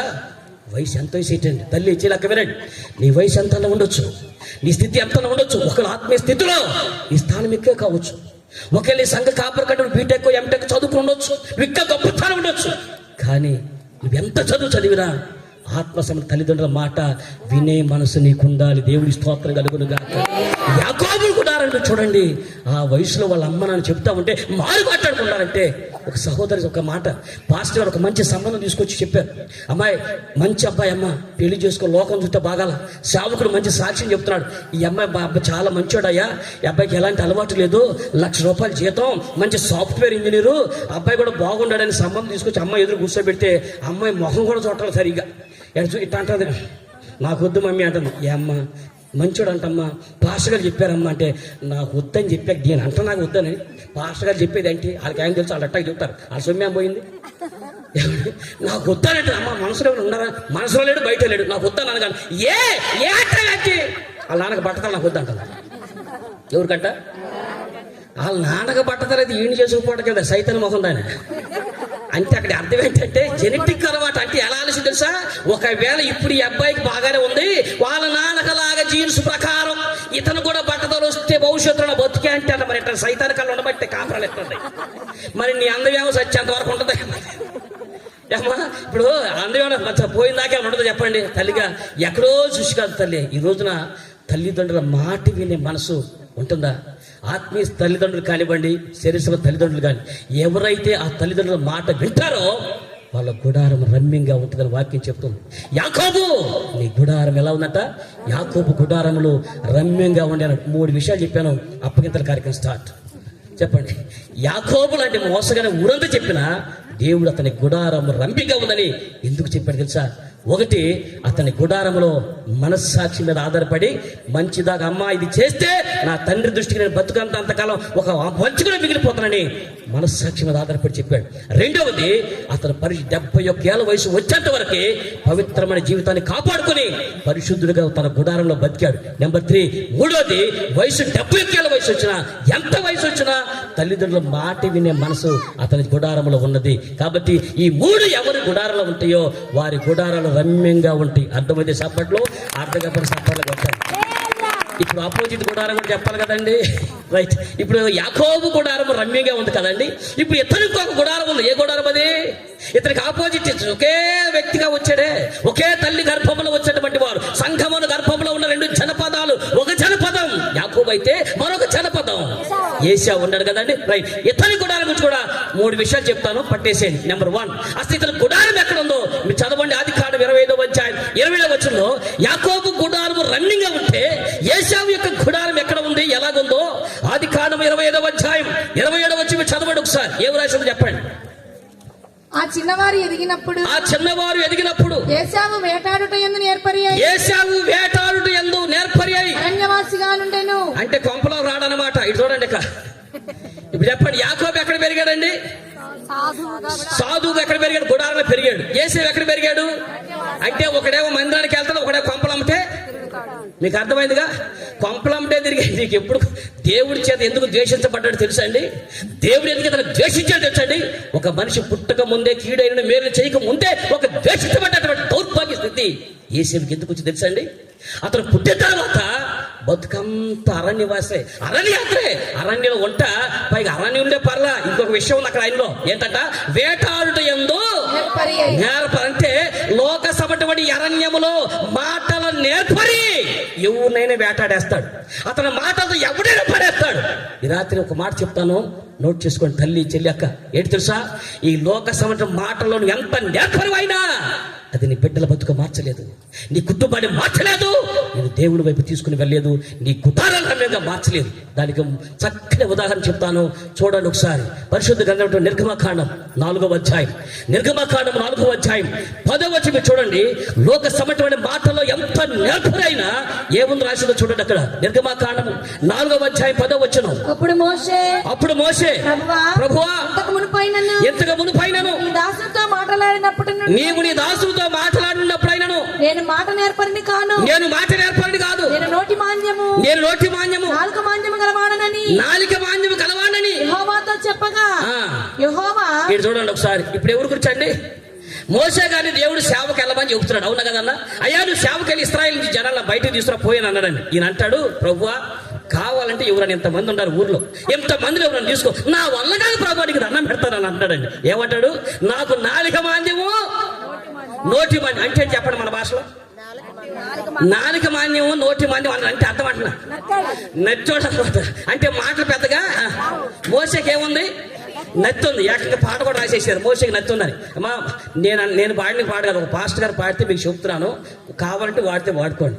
అలా కొంతమందికి అక్షరాలు పలకపోయినా కానీ పాడాలంటే కోరిక. ఏమండి, ఒక ఆవిడ పాట పాడుతూ ఉందంట, జ్యోతి మగుడా నా ప్రాణ ప్రియుడా అన్నంట. అసలు పాట ఏంటి అది? జ్యోతిర్మయుడా అని వాడాలి. దాంట్లో పలకపోతే ఏమైంది చెప్పండి? ఆమెకేమో రాటలా, అందుకని జ్యోతిర్మయుడు రాక జ్యోతిమ్మ కూడా అంది. అనగానే పాస్టర్ ఆవిడ పెట్టి జ్యోతి అంటే ఆమె చూపనంట. ఈ పాట పట్టి అమ్మటే ఒకటప్పుడు రానప్పుడు కొంతమంది ఉంటారండి, రాపోయినా మనం పాడాల. మాది తెనాలండి, మాది ఇంటి పేరు తెనాలి, నేను కాలేజ్ చదువుకుని తెనాలి. ఒకసారి ఒక సందర్భం చంద్రావులో జరిగిన సంఘటన ఏంటంటే, ఒక ఆయన భార్యను బాగా ప్రేమించి చంపేసి ఇంట్లో పాతి పెట్టుకున్నాడండి. అర్థం కాల, బయట పాతి సమాధి ఇంట్లో ఉండాలనుకున్నాడు, ఇంట్లో పాతి వేసుకున్నాడు. పాపని ఏడకపోద్దండి, ఏడకపోదు కదా, బయట తిరుగుతాను ఉండదుగా. కొన్ని రోజుల్లోనే ఆ ఎక్కువ లోతు పాటలు అనుకుంటా బయటకు వచ్చేసిందండి. ఈ లోపు ఆ ఊరు ఎక్కడ ఆ చుట్టుపక్కల అందరూ వచ్చేసి గబా చూశారు, పోలీసులు ఫోన్ చేశారు, పోలీసులు వచ్చేసారండి. ఇక ఈ లోపు మా స్త్రీల సమాజం వారు అక్కడ నుంచి చూస్తా, అక్కయ్య ఏంటి ఇస్మాయిల్ వస్తుంది అని అంటున్నారండి. అనగానే మా వాళ్ళందరూ ఆ ముఖం చూస్తున్నారు. ఇస్మాయిల్ అంటే అర్థం కాల, ఆమె టన్నదాకా స్మెల్కి వచ్చింది తెప్పలేదు అంతా. ఇస్మాయిల్ వస్తుందంటే అందరూ ఏందనగా ఇస్తాను చెయ్యి, ఇస్మాయిల్ వస్తుందా కదా, ఓ స్మెల్కి వచ్చింది తెప్పలన్నమాట. మరి రాకపోయినా మరి ఇంగ్లీష్ మాట్లాడాలి, మరి తప్పదు కదండి. మనకి ఎందుకు వచ్చిందో చెప్ప, ఈవిడే ఎట్లా మాట్లాడితే ఏమకంటే ఇంకో ఇంగ్లీష్ టీచర్ అనమాట. అక్కాయ్ పోస్ట్ ఆఫీస్ ఏడా చేస్తారంటే అంటాను, పోస్ట్ మార్టంకి వచ్చింది తెప్పలన్నమాట. మనకి ఎందుకు వచ్చిన వాళ్ళు చెప్పండి. రాకపోయినా పాడాలి, రాకపోయినా చెయ్యాలి, ఏదో వచ్చి. ఇప్పుడు నేను చెబుతాను, నాకు పెద్దగా పాటలు పాడడం రాదన్న, నేను పెద్దగా పాటలు పాడలేదు. దేవుని సువార్త 15 సంవత్సరాలు సువార్త చేస్తున్నా. వాక్యం చెప్పడం తెల్లవారులు మీరు ఏసునామలు మీకు మీ ఎత్తపడతాం తప్ప మనం ఆపబడతాం ఉండదు. అర్థం కదా, మీరే తట్టుకోలేక ఇక చాలే బాబు రాకడ వచ్చింది బో అని మీరు వెళ్ళాల్సింది తప్ప. కానీ పాట పాడబట్టి మాత్రం మైక్ ఇచ్చేసి అన్న మీరు పాడుతుంటారు. అంటే అసలు పాట రాదని కాదు, కానీ మీరు వినగలిగేట్టుగా పాడలేను. ఆ సంగతి నాకు తెలుసు, నా టాలెంట్ ఎంతో. నేను అది పాడలేను. ఎందుకు వచ్చినటువంటి గోళని దాన్ని మీద పెద్దగా తక్కువ, చాలా అరుదుగా పాడేస్తాను. ఇప్పుడు ఒకటో రెండు తప్ప మేజర్ నా జోడు నేను వచ్చేటువంటి వాళ్ళని అప్రిషియేట్ చేద్దాం, పాడేటువంటి ప్రోత్సహిస్తూ ఉంటాం తప్ప. అలాగే వచ్చినటువంటి ఎందుకు వచ్చిన బాధ కదండి. సరే చెప్తాను. నత్తిగా మోషే గారు కరెక్ట్గా చెబుతున్నాడు, అయ్యా నాకు రాదండి, నేను మాట్లాడలేను ఇశ్రాయేల్ జనాంగతానంటే. మీరు చెప్పండి, ఇశ్రాయేల్ జనాంగంతో మాట్లాడడానికి మోషేకి ఏమి లేదు. మాట నంగి పడిద్దండి, నాకు నత్తోడని చెప్పండి. నిజమేనండి. నీకు తెలుసు ప్రభు అంటాడు. మళ్ళీ ఇక్కడ మాట్లాడండి, నీకు తెలుసుగా ప్రభా, నాకు నాలుక మాన్యం. నీకు నాలుక మాన్యమా? ఏమండి చెప్పండి, జాగ్రత్తగా మీరు ఆలోచించి చెప్పండి. మోషేకి నత్తోడా? మోషేకి నాలుక మాన్యం ఉందా? మోషే మాటలు రావా? ఒకవేళ ఇదే మాట కనుక నిజమైతే అపోస్తుల కార్యగ్రంథం 7వ అధ్యాయం 22వ వచనం ప్రకారం మోషేకి మాటలు వచ్చో రావో, నేర్పరో కాదో మీరు అక్కడికి వెళ్ళి చూసి చెప్పండి. అపోస్తుల కార్యగ్రంథము 7వ అధ్యాయము 22వ వచనము చదువు తల్లిగా అందరూ వినేటట్టుగా. మోషే ఐగుప్తీల సకల విద్యలందు అభ్యసించి ఏంటయ్యా? మాటల యందును కార్యముల యందును ప్రవీణుడై. ఇప్పుడు తలలో పైకి ఎత్తుకొనిడి. సన్హెడ్రిన్ మహాసభలో స్టెఫెన్ ప్రసంగం చేసినప్పుడు ఏం చెప్పాడు తెలుసా అండి? అయ్యా, ఐగుప్తు దేశం సకల విద్యలోను మాటల్లోనూ అతడు నేర్పరి ప్రవీణ్యం కలిగిన వాడు అన్నాడు. ఏడుకొచ్చాడేమో నాకు మాటలు రావు బాబు, నన్ను వదిలే అంటున్నాడు. రెండిట్లు లేదు రైట్ అండి. స్టెఫెన్ చెప్తాడు, అయ్యా మోషే మాటకారి, అతడు మాటలు మాట్లాడితే అంది వేసినటువంటి మాటలు అనర్గళంగా మాట్లాడగలడు అని ఒక పక్క ఆయన చెప్తా ఉంటే, పరిశుద్ధాత్మ ప్రేరేపించి ఆత్మతో నింపబడినటువంటి ఆ సభలో అతను మాట్లాడేవాడు ఈ మాట మోషే మాటల్లో నేర్పరని చెప్పాడు. కానీ మోషే చెప్తున్నాడు, నాకు నోటికి మాన్యం ఉందని చెప్పాడు. ఈ రెండింటి లేదు రైటు. నువ్వే చెప్పు, మైకాడ పెట్టి వెళ్ళిపో. మాకు ఈ క్వశ్చన్లు ఏంటి రా, ఐఏఎస్ ఆఫీసర్ అని అనుకుంటారు బయట పడుకోకుండా. చెప్తానండి, నిజానికి రెండు విషయాలు కూడా రైటేనండి. మోషే మాటలు రావు, నేర్పరిని కాదు, నాకు మాటల మాన్యం ఉందని తెలుసు అని అన్నాడు. ఇది నిజమే. మాటలు అనర్ఘంగా మాట్లాడగలను కూడా నిజమే. ఎలా నిజమైందయ్యా అంటారా? ఇప్పుడు చెప్తానండి. మోషే ఐగుప్తు దేశం ఎన్ని సంవత్సరాలు ఉన్నాడండి తమ్ముడు అన్న? 40 సంవత్సరాలు. గుర్తుపెట్టుకోండి, 40 సంవత్సరాలు ఐగుప్తుల సకల విద్యలు అభ్యసించాడండి. కానీ ఆ లోక సభ ఐగుప్తుల యొక్క మాటలు అతను అందివేసిన చెయ్యి. కానీ దేవుడు ఏం చేసి తెచ్చండి, నీ లోక సభ మాటలు ఎన్ని ఉన్నా దేవుడు సేవకు పంపించినప్పుడు అలా పంపించలేదండి. మోషేను అక్కడి నుంచి తీసుకొచ్చి 40 సంవత్సరాలు గొర్రెలు కాపరిగా పెట్టాడు. ఎన్నేళ్ళండి? ఇప్పుడు బాగా లెక్క చెప్పండి. ఏ 40 సంవత్సరాల మాటలు అందివేసి చేయగా నేర్పుకుని అనేక మాటలు నేర్చుకొచ్చాడు. ఇప్పుడు మోషే గారు ఎక్కడున్నాడు? గొర్రెల దగ్గర 40 సంవత్సరాలు గొర్రెలు కాపరిగా ఉన్నాడు. ఇప్పుడు అనుకున్నాం, అతను నేర్చుకునే విద్యలు అన్ని ఇప్పుడు ఎవరి మీద చూపించాలి? గొర్రెల మీద చూపించాలి. ఏమని? గొర్రెలు తేవడా కమాన్ అంటాడండి. ఇప్పుడు అంత కరాటే నేర్చుకుంటే గొర్రెల మీద కరాటే చూపిస్తాడా? అక్కడ కత్తి సాగు నేర్చుకొచ్చాడు, గొర్రెల మీద తీసుకొచ్చి కత్తి తీసుకుని కత్తి తీసుకొని కూడా రాటారండి. పోనీ గొర్రెలతో ఏం మాటలు మాట్లాడతాండి? గోరే వేర్ ఆర్ యు గోయింగ్ అంటాడండి. నీ మాటలు ఎంత నేర్పరివైన మోషే ఐగుప్తు దేశంలో నేర్చుకున్నటువంటి 40 సంవత్సరాల విద్యని 40 సంవత్సరాలు గొర్రెల కాపరిగా పెట్టాడు. ఆ గొర్రెల కాపరికి మాటలు నేర్పరితనాలు ఇవేవి ఆ పనికి రావండి. ఇక గొర్రెలు కాయాలంటే ఒకటే భాష, హే సో హే సో, ఇదేగా భాష. ఒకటి కాదు, రెండు కాదు, 40 సంవత్సరాలు హే చో హే చో అడిగి అడిగి అడిగి ఉన్న విద్య అంతా పోయి సున్నా అయిపోయాడండి. అయ్యా, ఐగుప్తు దేశంలో నేర్చుకున్న విద్యలు అన్ని పోయినాయి. నాకు మాట్లాడలేదయ్యా. గొర్రెల దగ్గరకు వచ్చి ఏ మాటలు మాట్లాడలేక 40 సంవత్సరాలు కాసి మాటలన్నీ పోయినాయి. లోకసభ మాటలు అన్ని పోయి నాలుగు కూడా తిరగట్లేదయ్యా. నన్ను వద్దన్నాడు. నాకు కావాల్సింది ఇదే మోషే. ఈ లోకసభ మాటలను ఎంత నేర్పరమైనా దేవుడి సంఘానికి అంత ఉపయోగం లేదు. ఆత్మ సమ దేవుడి మాట ఒక్కటి చెప్తే అద్భుతాలు జరిగిపోతాయి. దేవుడి స్తోత్రం కలుగుతుంది కాక. కాబట్టి ఆ రోజున మోషే వాళ్ళే కాదండి, కావాలంటే మీరు టెస్ట్ చేసుకోండి. మీ సంఘంలో సేవకులు ఉన్నారు, కాపర్లు, పాస్టర్ గారు ఉన్నారు. ఒక్కొక్కరు ఫిజికల్ ఫిట్నెస్ ఎలా ఉంది చెప్పండి. ఏమండి సరిగ్గా వీళ్ళ మీదకి కూడా వెళితే ఎట్లా ఉంటుందండి? నేను ఆల్రెడీ కరాటే ఫైటర్ అండి, అర్థం కదా. బొడేకాన్లో కరాటే ఫైటర్, మంచి స్పోర్ట్స్ మ్యాన్, మంచి డాన్సర్ కూడా. ఇప్పుడు ఏమన్నా బాగా ముసలి రంకేసినట్టుంటుంది. మంచి స్పీడ్ డాన్సర్ని, మంచి డాన్స్ మాస్టర్ని, కథలు రాయటంలో కానీ, అలాగే కబడ్డీలో కానీ, క్రికెట్ మన BBC భారత క్రికెట్ కంట్రోల్ బోర్డుకి మన గుంటూరులో 3 సార్లు క్రికెట్ ఆడానండి. ఇలా అన్నీ ఉన్నాయి కాబట్టి ఎక్స్ట్రా ఎక్కువ అనుకుని దేవుడు ఎత్తు తగ్గించేశాడు. అది తెలుసు దేవుడికి ఎంత పెట్టినట్టున్నాడేమో.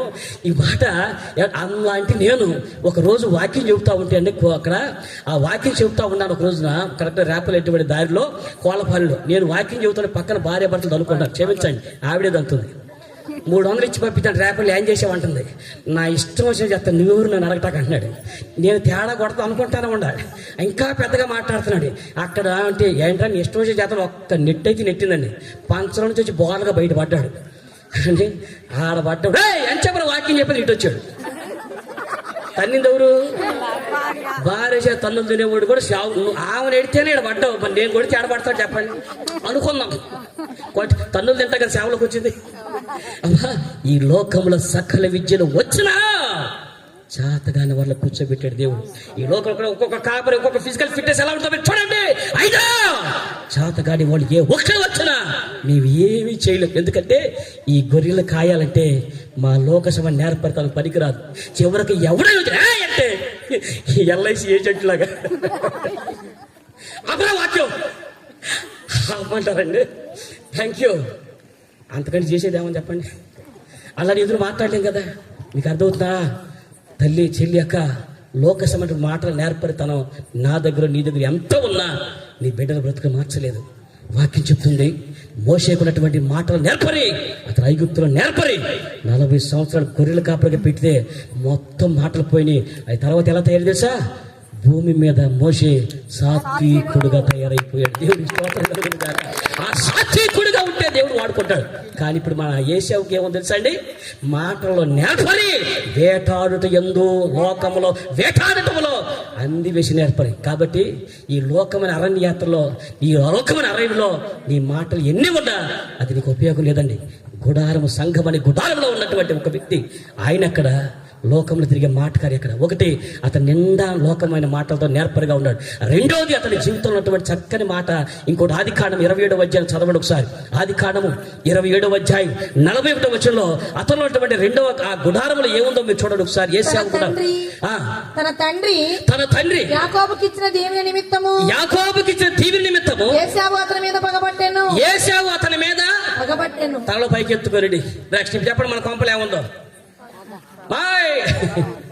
పగే పగే గుండెలు నిన్న కొంపంత పగే. ఎందుకు శపించబడ్డావు తెలుసా? దేవుని సంఘములో ఉన్నటువంటి నీవు, రెబ్కా గర్భంలో పుట్టినటువంటి నీవు బతుకు నిండా పగ పెట్టుకునండి. దీవించింది తండ్రి, అతని తండ్రి ఇచ్చిన ఆశీర్వాదాన్ని బట్టి యాకోబుతో పగ పెట్టుకుని అంటారంట, యాకోబు నాన్న ఉన్నంత వరకే మన మధ్య రిలేషన్షిప్ ఇస్ బిట్వీన్. తేడా వద్దు, నాన్న పోవటం నువ్వు పోవటం. ఏమంటండి అంటే ఇప్పుడు ఇసాక్ గారు ఎప్పుడు పోతాడా అని ఎదురు చూస్తున్నాడు. దేనికి? తన తమ్ముడు లేపేయాలా? గుండెల్లో పగ పగ పగ. ఆత్మసభ దేవుడి సంఘంలో యేసు రక్తములు కడగబడి ఈ పిచ్చి పగల గుండెలు ఏంటండి? మనకేటాగా పగలు, మనకేటాక పగలు. ఎవరెవరు శత్రువు అక్క? ఎవరెవరు శత్రువు అని మనం? నీవు నేను అందరం ఒక రక్తం కడగబడ్డాం. కాకపోతే మగపరిచయం లేవంతే. కానీ నీ రక్తం నా రక్తం ఒకటే. నీ జోలికి నువ్వు నాకు పరిచయం లేకపోయినా యేసు రక్తంలో కడబడి మీ జోలికి ఎవరైనా వస్తే ఒక్క తీయటానికి కూడా రెడీయే. అవసరమైతే నీ కొరకు తన్నులు తిట్టగలిగిన అయితే నువ్వు నాకు పరిచయం అవసరంలా. యేసు రక్తం కడగబడి ఒకే ఒక బంధం, ఈ రక్త బంధం. మన మధ్య ప్రేమలు, అభిమానాలు, ఆప్యాయతలు అది నూరిపోయాలి. ఆ రక్తంలో మనం కడగబట్టాం. అంతేగాని ఈ పగ పగ పగ పగ వేసావు కూడా అంతా కూడా పగలతో బతికేశాడండి. ఆ పగల మనకు సాలనట్టుగా, ఆ పగల మనతో సావనట్టుగా మళ్ళీ రే మీ పెద్దమ్మ వాళ్ళ పిల్లలతో మాట్లాడినట్టుండవా నాలి కోసేస్తావనుకుంటున్నావు. మన కాళ్ళకి పడదంతే. అంటే ఈ జనరేషన్ తాగదు ఈ పగ. పక్క ఆ నెత్తిని కూడా ఇయ్యాల. అమ్మా, ముక్కు పచ్చటువంటి పిల్లలు పాప మీదో ద్వేషం మీదో అది వాళ్ళకి తెలియదండి. వాళ్ళను కూడా ఆ చిన్న పిల్లలు కూడా కలిసి బడికి వెళ్తా ఉంటే వాళ్ళకు కలవనివ్వు, వాళ్ళు మాట్లాడుకోనివ్వు, వాళ్ళు కూడా మాట్లాడు. ఈ ఇంటి మీద కాకి, ఆ ఇంటి మీద వాళ్ళకూడదు, ఆ ఇంటి మీద కాకి కాకి మొహం నాన్న. అసలు ఎక్కడ వాళ్ళకూడదు మరి ఏంటో. మళ్ళీ ఏడకొస్తే మన ప్రైస్తులా అనేది ఊరు వాళ్ళు ఇద్దరు బాని నీ గుండెలో పగబాదు, నోటలో శృతిబాదు. ఈ రెండు కలిపి ఉండాల్సిందేనా? పగ ఉన్నటువంటి కంపలు బాగుపడవు. గుండెల్లో పగ ఉంటే బాగుపడతావు. ఈ గుడారంలో పగతో బతికినంత కాలం పగ పెట్టుకుని బతికాడు, అతని కొంప శపించబడింది. నీ సోదరుడు ఉన్నాడే యాకోబు గుడారం, ప్రేమ అక్కడ పరిశుద్ధమైన బతుకు అతను బతుకుతా ఉంటే పగల పెట్టుకుని నువ్వు బతికావు. మా ఆవిడ ఒక మాట అంటూ ఉండేది, అమ్మా అంటదే, మామయ్య పౌరుషం అంటే కొమర బతుకున్న వాళ్ళది అనేది.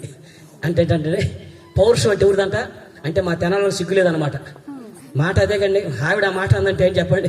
మాది పౌరుషం గల వంశం అంటే మా వంశం, ఆ వంశం అంటే మా ఇంటి పేరు తెనాలండి. ఆ తెనాలకి ఏమి లేదు, సిగ్గు లేని వాళ్ళం అంటాం. మరి ఆ సిగ్గు అమ్మ ఇవాళ పోటాడితే తెల్లారిపడి పలకరించుద్ది. మా వదినలు అందరూ అంటారు, 5 రోజులు మేము 5 అన్నదమ్ములు, మా వదినలు అంటారు, అత్త నీకు సిగ్గు పెట్టలేదు దేవుడు, నిన్నగా పోటాడు తెల్లారిపడి పలకరిస్తామని. అదే పర్లేదు పోనీలేవే అనేది. మా అమ్మకు సిగ్గు ఆ జన్మ నాకు వచ్చింది. ఆపరా టైం అయిందన్నా సరే తూ అన్నా సరే స్తోత్రం అనుకోండి, వాక్యం చెప్పేస్తున్నాం కదండి. అయినా నేను అన్నాను, అంతగా మీది అంత పౌరుషమే ఉందమ్మా మీ ఇంట్లో మీ వంశానికి. నాన్న ఏమి లేదు మావయ్య, మా నాన్న మా పెదనాన్న చిన్నప్పుడు దొనుకున్నారు, మా పెదనాన్న చచ్చేదాకా బలుక్కోలేదు అంది. నేను అన్నాను, దీన్ని పౌరుషం అంటారు తల్లి, పగ అంటారు అని చెప్పా. అర్థమైందా? గుండెల్లో పగ ఉంటే ఇంకోట పలక బుద్ధి కాదు. గుర్తు పెట్టుకుని అన్న తల్లి చెల్లి అక్క చెవులు రెక్కిరించుకు విను, గుండెల్లో పగుంటే పక్క నుండి పలకరించబోద్దు కాదు, పౌరుషం ఉంటే పలకరిస్తావు. పౌరుషం అంటే ఎక్కడ తెలుసా అండి? పౌరుషం అంటే ఎలా తెలుసా? నిన్నగాక మన దేవుడు నమ్ముకున్న వాళ్ళు పాటల్లోనూ ఆత్మీయంగా ఎదుగుతా ఉంటే ఊరికంటే ముందు పుట్టే మన బతుకులో సరిగా పాట పాడడం చేతకాని మన బతుకే పౌరుషం తెచ్చుకోవాలి. వాళ్ళందరూ దేవుడు ఎదుగుతూ ఉంటే, చిన్నపిల్లలు దేవుడు పెంచుతూ ఉంటే కనీసం సండే స్కూల్లో పంపించే చేతకాని మన బతుకే పౌరుషం తెచ్చుకోవాలి. అర్థం కదా? ఆత్మీయంగా నేను ఎందుకు ఎదగలేకపోతున్నాను, ఆత్మీయ స్థితిలో ఎందుకు ఎదగలేకపోతున్నాను, పౌరుషం తెచ్చుకోవాల్సింది ఆత్మీయ సంబంధమైనటువంటి వాటిలో చూపించాల్సింది. పగ కాదండి, పగ గుండెల్లో ఉంటే పలకరించబొద్దు కాదు. మొట్టమొదట గుర్తుపెట్టుకోండి, ఎవరైనా సరే మనలో దేవుని మందిరానికి వచ్చాను, ఇదంటే సభ కాబట్టి 40 కూర్చుంటాం. దేవుని మందిరానికి వచ్చాను మొదటి ఏడు కూర్చుంటారండి, ముందు కూర్చుంటారు. రెండో వాళ్ళు ఏడు కూర్చుంటారండి. ఏడు కూర్చోవాలి, లెక్క అయితే పక్కన కూర్చోవాలి. కూర్చుంటున్నారా? నేను చూడలేదు కదా. మొదట వచ్చి ఆడ కూర్చుంటది, రెండో వచ్చింది అబ్బో భక్తురాలు అనుకుంటే ఏడు కూర్చుంటది. మూడో వచ్చింది అబ్బో భక్తులు వచ్చేసారు అప్పుడే అనుకుంటా. అక్కడొక చొక్క అక్కడొక చొక్క, చొక్కటే నక్షత్రాలు అండి. బతుకున్నప్పుడు ముగ్గేసాం, బతుకున్న రోజు ముగ్గేసారు ఎప్పుడన్నా. ఆడో చొక్క పెట్టేస్తారు కదా, బాగుంటుందా చూడటానికి? చుక్కలు అక్కడ కూడా పెడితే బాగోదండి. చుక్కలన్నీ కలపండి, చక్కని ముగ్గు అవుద్ది. ఎవరైనా ముగ్గులోకి దించవచ్చు. ముగ్గు అంటే ఆ ముగ్గు కాదు, నక్షత్రాలు లాంటి మనందరం కలిసికట్టుగా ఉంటే ఎవరైనా దేవుళ్ళకి నడిపించవచ్చు. చాలా కష్టంగా అసలు మీరు గుర్తుపెట్టుకోండి, ఒక వ్యక్తితో మనకు మాట్లాడబుద్ధి కావట్లేదంటే అతని మీద మనకు పగ ఉంది, మాట్లాడబుద్ధి కాదు. ఆత్మ సమస్య సంఘం ఉన్నటువంటి పాస్టర్ గారు నరకానికన్నా పోతుంది, దాని ఇంటికి పోవటానికి వెళ్ళబాక మనల్ని. ఏడుకొస్తే వాళ్ళు ప్రేమించేదం అధికముగా ఆరాధిత కమాన్ ఎక్కడ ఊరందరి మీద పగ పెట్టుకుని నువ్వేంటక్క నేనేంటక్క ప్రేమించేది? నేనైనా సేవకుల మీద కానీ మీ మీద కానీ ఎవరి మీద నేను కనుక పగతో బతికానంటే నా గుడారము శపితం అవుద్దండి. పగతో ఉండే ఎవడి గుడారమైనా శాపగ్రస్తం అవుద్ది. ఏ సేవ గుడారమో శాపగ్రస్తమైంది. కాబట్టి 2 విషయాలు. ఒకటి, అతను ఎక్కడ ఉంటాడండి? అరణ్యాత్ర అంటే సొంతంగా దేవుడి మందిరానికి ఎప్పుడు కూడా రాడు, అతను గుడారమే లేకుండా కొంపలంటి తిరిగి మాటలు నేర్చుకుని తిరుగుతున్నాడు. రెండవది, ఎలా తిరుగుతున్నాడు? పగతో తిరుగుతున్నాడు. చివరి విషయం చెప్తాను, అక్కడ వంట కాకరగా సరేనా? అసలు చివరి మాట అనగానే మొఖాలు 100 క్యాన్లు బూలిపోయి తిరుగుతాయి పాస్టర్ గారు. ఇది ఆఖరి మాట అనే అసలు జనాల ఆనందానికి అవతలు ఉండవు. ఇంకొక అరగంట చెబుతాను అన్నానంటే పెట్రోల్ మార్క్స్ లైట్ లాగా ఇంకొక అరగంట చెబుతాను బాబు బొరట అంటున్నాడు జగకు. అందుకని అప్పుడప్పుడు పాస్టర్ గారు ఆఖరి మాట అంటా ఉంటాం, అంటే మీరు అవుతావు కూడా అన్నాకంటే అయినా కానీ చెప్తూ ఉంటాము. కొన్ని అరలే సమయాన్ని బట్టి చాలా మెసేజ్ స్టార్ట్ చేశాను. కాబట్టి 3వ విషయం చెప్తాను చివరిగా, యేసేవు గుడారం. ఎందుకంటే యాకోబు గుడారం గురించి 3 చెప్పాను కాబట్టి యేసేవు గుడారంలో 3వది అత్యంత విలువైంది, కాస్ట్లీ అయినటువంటి ఒకటి ఉంది. చదవండి. అపోస్తలుడైన పౌలు హెబ్రీయులకు రాసిన పత్రిక 12వ అధ్యాయము 16వ వచనం. హెబ్రీ పత్రిక 12వ అధ్యాయం 16వ వచనం చదవండి. అతని గుడారములో ఏముందో మీరు చూడండి. ఒక్క పూట కూటి కోసం తన జ్యేష్ఠత్వ హక్కును అమ్మివేసిన ఏశావు వంటి భ్రష్టుడైనను వ్యభిచారి అయినను ఉండునేమో. జాగ్రత్తగా చూచు ఉంచుకొనుడి. అయ్యా అన్నా వెక్క వినండి. అయ్యా మిమ్మల్ని రెక్కల మొక్కలు చేసుకుని ప్రసవేత మిమ్మల్ని కనుక్కున్నాను. ఎన్నో సమస్యలు వచ్చినా, ఉపద్రవాలు వచ్చినా, కష్టాలు వచ్చినా, కన్నీరు వచ్చినా, అవమానాలు దిగమిగచ్చు మిమ్మల్ని కనుక్కున్నానయ్యా. ఆత్మ సమ సంఘానికి మిమ్మల్ని తయారు చేస్తున్నానయ్యా. క్రీస్తు యేసుకు మిమ్మల్ని అప్పగించడం వాళ్ళని ముడతను మచ్చని కలంకమని ఏది లేకోకుండా పవిత్రమైన సంఘముగా మిమ్మల్ని అప్పగించాలని నేను చూస్తున్నా. ఒకవేళ చేదైన వేరు ఏదైనా మరిచి మీ ఆత్మీయ జీవితాల్లో పోటీ చేసేదేమని భయపడి చేస్తున్నాను. ఒక్క పూట కూటి కోసం ఆదరక తన చేష్ట తక్కువ శాశ్వతంగా వదిలేసినటువంటి ఇలాంటి ఒక వ్యభిచారి ఉంటాడేమో చూడండి అన్నాడండి. ఎంత దారుణమైన మాట అండి. ఇప్పుడు చెబుతాం, ఏశావు యొక్క జీవితంలో అత్యంత కీలకమైన ఘట్టం ఏంటండి? బొవ్వ లేకపోతే బతకలేడు. ఇక బొవ్వే అద్భుతమైన మాట చెప్తాను, నోటీస్ పట్టుకుని అన్నారు. ఏంటంటే, అయ్యా గత సంవత్సరంలో నాతో ఫేస్బుక్ లో ఉన్నటువంటి వాళ్ళందరికీ తెలిసింది ఎవరికైనా, నేను ఫేస్బుక్ లో ఆల్రెడీ అప్లోడ్ చేశాను. తర్వాత లేదా మీ సేవకులకి తర్వాత శైలిసాయి గారు నేను చూపిస్తాను. గత సంవత్సరం కేవలం 365 రోజుల్లో 300 సువార్త సభలు వాక్యం చెప్పానన్న. అంతర్జాతీయ స్పీకర్లు కూడా దేవుడు ఒకరు పీలేదేమో, ఈ దీనుడికి ఇచ్చాడు. ఒక 2024 సంవత్సరంలోనే 300 సువార్త సభలు వాక్యం చెప్పి కృపించాడు. అలాగే వాక్యం చెప్పిన మాట ఎందుకు చెప్పానంటే, నా అతిశయం క్రీస్తునందే ఉండునుగాక. అయితే ఆ 300 సువార్త సభలో సుమారుగా 70% అండి. అర్థం చేసుకోండి. అంటే 100కి 70 సభల్లో నేను కనీసం వాక్యానికి మైక్ కూడా ఇకముందే ఏమండి కానిచ్చడం ముగించడం ఒక భోజనాలు ఉన్నాయండి. ఏంటంట కానిచ్చడం ముగించడం ఒక భోజనాలు ఉన్నాయండి. మరి భూమి ఎందుకు కోటం ఎందుకురా? మరి భూమి పెట్టు కోటమో కూడు ఎక్కడ? ప్రతిష్ఠిత ఆరాధన అంటే భోజనాల కోసం పెడతాం, కృతజ్ఞత కోటాలంటే భోజనాల కోసం పెడతాం. ఏమండి ఇవన్నీ కూడా ఇతను పుట్టినరోజు పెట్టుకుని వంటి కేవలం భోజనాలు ఇంపార్టెన్స్, తర్వాత 2 మాటలు దేవుడి మాట చెప్పి తర్వాత భోజనాలు చేసుకుని వెళ్తారు. కానీ బహిరంగ సభ దేనికోసం పెడతారు? ఉపవాస కోటాలు బహిరంగ సభ దేనికోసం పెడతారండి? సువార్త వాక్యం చెప్పాలనిగా. సాత ఏ వాక్యం చెప్పాలని కోటం పెట్టావు, ఆ వాక్యమే పూర్తిగా చెప్పనికోకుండా మరి బువ్వ అంటే నేను అనుకున్నాను, అయ్యా ఏశావు ఆత్మ చచ్చిపోయి ఆగింది అనుకున్నాను. పాస్టర్ గారు అక్కడ ఆగలేదండి. అలా ఏశావు ఆత్మ అక్కడ ఆగలా, అక్కడ నుంచి సంఘంలో పోగుతూనే వచ్చాడంతే. ఇక్కడ నుంచి కోటవా అసలు శాంత కోట అమ్మా ప్రేమ విద్య ఉంటది. ఎక్కడైనా ఉంటే వాక్యం విని సంపూర్ణ తృప్తిగా దేవుడు మాత్రం విని కోట వైపున అందరు కలిసి ఒక ముద్ద తిని వెళ్ళాలి. ఇది ప్రేమ విధి. అంతేగాని కోడి కోసమే కోటం పెట్టినట్టుగా ఏమండి కానిచ్చండి. ఏదంట నాకు ఇప్పుడు చచ్చిపోతావా? ఒక్క పూట కూడి చస్తావా? మా 1 గంట లేట్ అవుద్ది, 2 గంటలు లేట్ అవుద్ది. పోతావా? చస్తే చస్తావండి. కాకులు లాంటి లోకుల మధ్య కలకాలం బతికే కంటే యోధాగతుల సింహమైన యేసు కోసం క్షణికాలం బతికి చచ్చినా చాలండి. దేవుడికి పోతాం. కానీ కూటి కోసం ఆశపడి సువార్త వదిలేటువంటి ప్రసక్తే లేదు. చస్తే చస్తాం.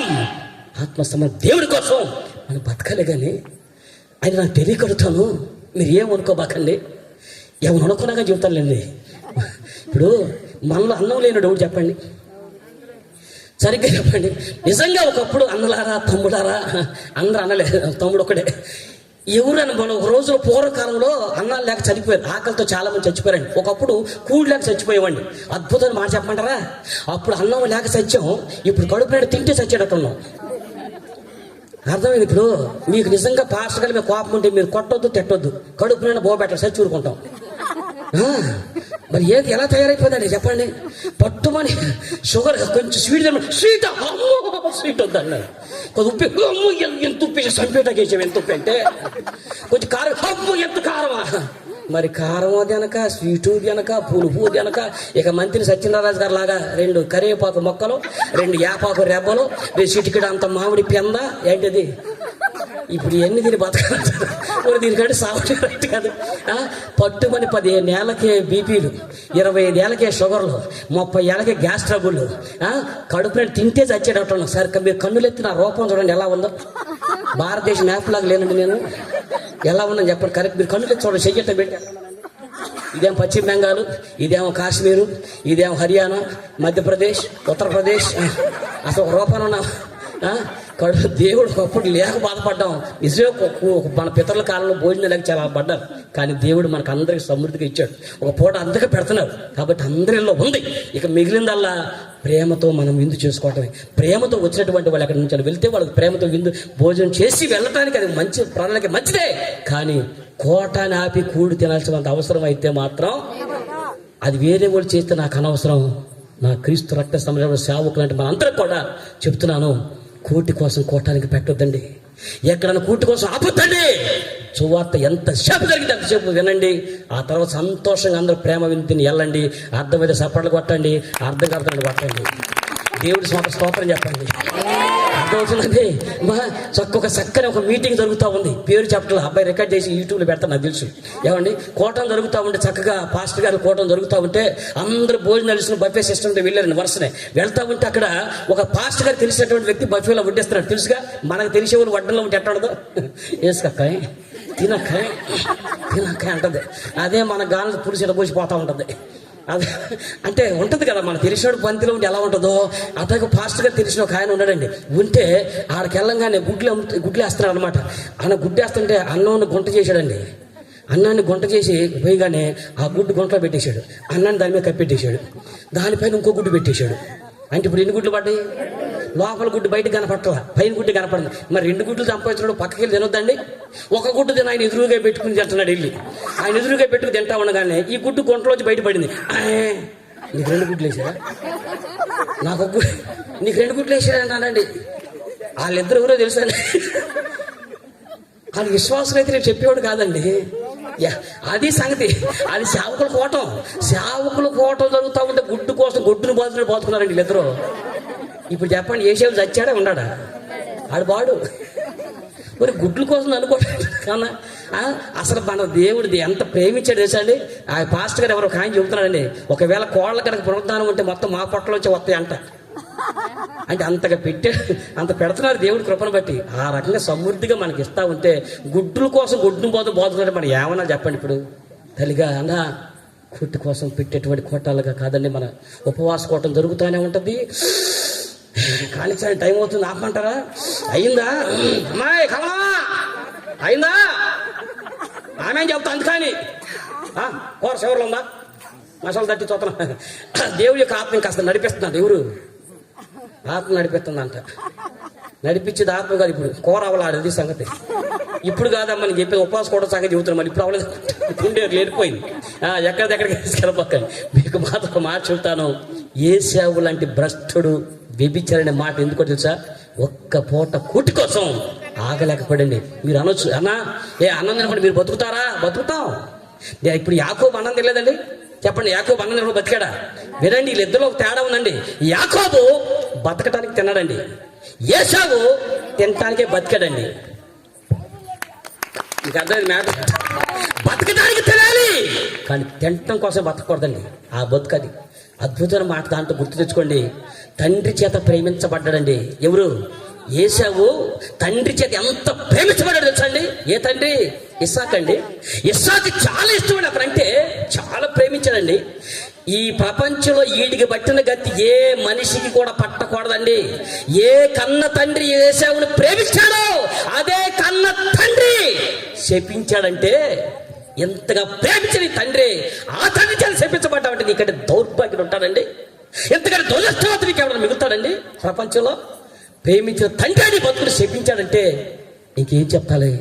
కాబట్టి అతని గుడారములు శాపగ్రస్తం అయిపోయినాయి. ఎందుకంటే ఒక్క పూట కూటికి ఆగలేక తన జ్యేష్ఠత్వం అంటే స్వయాన దేవుడే నీ గర్భాన్ని వద్దామనుకున్నాడు. అర్థం చేసుకుని తమ్ముడు అన్నాక, యేసుక్రీస్తు ప్రభువారు ఈ లోక మానవ పాపం పరిహరించడానికి, ఈ లోకానికి రావటానికి జ్యేష్ఠుల సంఘముగా ఇతను జ్యేష్ఠుడు ఎంచుకున్నాడు. నీ గర్భాన్ని వద్దామనుకున్నాడు. కానీ నువ్వేమో నాకు ఈ రక్షణ వద్దు, ఏవద్దు బాబు, ఒక్క పూట వద్దుంటే చాలనుకుని యేసు ప్రభుని గర్భాలు వస్తాడని వద్దనుకున్నావు. అందుకే నేను అనుకుంటాను, సత్రములో స్థలము లేనందున, తమ్ముడు వాక్యం పూర్తి చేయండి అలా, సత్రంలో స్థలము లేనందున పశువుల తొట్లో ఏశావు స్థలము ఇవ్వలేదు కాబట్టి యాకోబుకి ఇచ్చిన అవకాశం అండి. ఈ లోకంలో ధనవంతులు అండబలం, కండబలం, గుండెబలం, ధనబలం, రాజకీయ బలం ఎంత బతి ఉన్నా వాళ్ళు యేసుకు అవకాశం ఇవ్వకపోతే యాకోబు లాంటి ఈ బతుకి, ఈ పశువుల తొట్టికి యేసు అవకాశం ఇచ్చాడు. దేవుడి స్తోత్రం కలుగును గాక. అందుకని ఆ సత్రాల ఖాళీ లేదు. ఈ పశువుల తొట్లు సిద్ధంగా ఉన్నాయి. ప్రభువా, కప్పు కొట్టే ఈ జీవితం నీకోసం సిద్ధంగా ఉన్నావయ్యా అని ఈరోజు వాడుకుంటాడండి. కాబట్టి ఇచ్చిన అవకాశాన్ని తృణీకరించుకుని శాశ్వత కాలం తన వంశమే శాపగ్రస్తం అయిపోయింది. ఏ గుడారం అది? ఏశావు యొక్క గుడారం, యాకోబు గుడారం, ఏశావు గుడారం. యాకోబు, నీ గుడారము రమ్యమైనది అన్నాడు. అతను రమ్యంగా ఉంది కాబట్టి పచ్చని చెట్టులాగా నీ కొంప ఉంటుంది, పచ్చని జీవితాలు ఉంటాయి. నీళ్ళు నాటబడి చెట్టులాగా, అగర చెట్టులాగా నీ బ్రతుకు ఎదుగుతూ ఉంటుంది. దేవదార వృక్షంలాగా నిత్యము ఎదిగి ఈ విశ్వలోకాలకే నువ్వు ఆశీర్వాదకరంగా ఉంటావని గొప్ప ఆశీర్వాదం యాకోబుకి ఇచ్చాడండి. ఎందుకంటే అతని గుడారం ఎలా ఉందంట? రమ్యంగా ఉంది. ఇప్పుడు చెబుదాం, యాకోబు మోసగాడని జనాలు వాళ్ళంటారా తప్ప దేవుడు అంటారండి. అతని గుడారము రమ్యంగా ఉంది. కాబట్టి తల్లి, నీ బిడ్డలు, నీ జీవితాలు, నీ బ్రతుకు, నీ కుటుంబాలు రమ్యంగా ఉండాలంటే సంఘం మీకు ఎక్కడ ఉంటే ఆ సంఘం అనే గుడారంలో బ్రతకండి. ఆ గుడారానికి బిడ్డలు పంపించండి, గుడారంలో బిడ్డలు అలవాటు చేయండి. కానీ లేదు, నా బిడ్డలకు ఏమైనా పర్వాలేదు, ఏ సంఘానికి నేను పంపిస్తాను, కొంపలమ్మడి తిరిగినా సరే అంటారా? ఏశావులాగా తయారవుతారు. లోకంలో మాటలో నేర్పరవుతాడు, వేటాడు నేర్పరవుతాడు, బతుకంతా ద్వేషం పగన పెట్టుకు బతుకుతాడు. జీవితకాలంలో బొమ్మ కోసమే ఎంతకనే తెగించి అవకాశాలు తృణీకరించుకుంటాడు. అలాంటి భ్రష్టులాగా బిడ్డలు పెంచుతారా? అలాంటి భ్రష్టులాగా మనం తయారవుతామా? లేక యాకోబు గుడారంలాగా రమ్యంగా మార్చుకుంటారా? Choice is yours. దేవుడు రెండు మన ఎదురు పెట్టాడు. ఈ గుడారం లాగా రమ్మిగా మార్చుకోవాలంటే మనస్సాక్షి మీద ఆధారపడి బతకండి. మాట్లాడేటప్పుడు, ఏదైనా చేసేటప్పుడు ఇది ఎంతవరకు నిజము, ఎంతవరకు అబద్ధం, ఇది చేయొచ్చా చేయకూడదా, ఈ మాట అనొచ్చా అనకూడదని మనందరం కూడా మనస్సాక్షి మీద ఆధారపడి బతకండి. రెండవది, పవిత్రమైన జీవితం కొరకు నిత్యం పోరాడుతూ ఏ దేవుడు పరిశుద్ధుడై ఉండి మనం పిలిచాడో ఆ దేవుడి సన్నిధిలో నిత్యము పరిశుద్ధత కొరకు రంపట్లాడుతూ పరిశుద్ధతలో మనం బ్రతకాలి. మూడవది, నీ వయసు ఎంత వయసు వచ్చినా ఇంట్లో అమ్మ నాన్న మాట కనీసం వినేటట్టుగా వాళ్ళు ఏం చెప్తున్నారు వినండి. అంతేకాదండి, ఆత్మసమైన తల్లిదండ్రుల మాట వినే మనసు, ఎంత వయసు వచ్చినా మన ఆత్మీయ తల్లిదండ్రులుగా ఉన్నటువంటి సేవకుల మాట వినే మనసు మనకుండాలి. ఈ గుడారములో అవి ఉన్నాయి. నీ గుడారంలో ఇవన్నీ చూసుకోండి. అవి లేకపోతే ఆ జీవితం చూసావు, ఉంటే రమ్యమని ఈ జీవితం చూసావు. పచ్చని కుటుంబ వ్యవస్థలాగా కావాలనుకుంటే యాకోబు గుడారంలాగా ఉండండి. లేదు, ఎండిపోయిన బ్రతుకులు కావాలనుకుంటే అలా ఉండండి. రెండు దారులు మన ముందే ఉన్నాయి. మనకైతే ఆ బ్రతుకొద్దు. ఇక్కడ ప్రతి ఒక్కరు, వాక్యం విన్న ప్రతి ఒక్కరికి కూడా అందరూ యాకోబు గుడారంలాగా రమ్యముగా ఉండునుగాక. దేవుడి మాటలు దీవించునుగాక. ప్రేమించి ఆహ్వానించినటువంటి దేవుడి సేవకురాలకి, వారి కుటుంబాలకి, వేదికటువంటి పెద్దలకు, కూడిచినటువంటి సేవకులకు, మీ అందరికీ పేరు పేరున మన ప్రభుని యేసుక్రీస్తు నామములో శుభాభివందనాలు. Thank you much. God bless you. ప్రత్యేకించి మరి బాబు నవీన్ బాబుకి నా వాక్యం అన్నా నిన్న చాలా ప్రేమించేటువంటి తమ్ముడు, కాబట్టి తమ్ముడికి, కుటుంబానికి ప్రత్యేక వందన తెలియజేసుకున్నాను. God bless you. Thank you. మంచిది. చక్కని వాక్యాన్ని మన వినికిడిలో దైవజనులు ఆత్మ ప్రేరితులై సంఘాన్ని ఉద్దేశించి, మన బ్రతుకులను ఉద్దేశించి, ఏశావు యాకోబుల జీవితాలలో ఎలా వాళ్ళు బ్రతికారో ఆ విషయాలు క్షుణ్ణంగా ఆ రెండు బ్రతుకులను మన మధ్య పెట్టి నువ్వు ఎలా ఉన్నావు? ఏశావులాగా ఉన్నావా? యాకోబులాగా ఉన్నావా? ఈ రాత్రి మనకిచ్చినటువంటి ఆ ప్రశ్న మన జీవితాలలో జ్ఞాపకం చేసుకుంటూ యాకోబు వలె బ్రతకటానికి ఇష్టపడాలని కోరుతూ మంచి మాటలు అందించిన దైవజనులకు మరి తెనాలి రవీంద్రబాబు గారికి ప్రత్యేకమైన సభ తరపున, మన రత్నాల చెరువు గ్రామం తరపున వారికి ప్రత్యేకమైన వందనాలు చెల్లిస్తూ ఉన్నాం. ఈ మాటలను బట్టి మన జీవితాలను క్రమపరుచుకొని ప్రభు కొరకు ఇష్టలుగా బ్రతకాలని మిమ్మల్ని అందరినీ కోరుతూ ఉన్నాం. దేవునికి స్తోత్రం.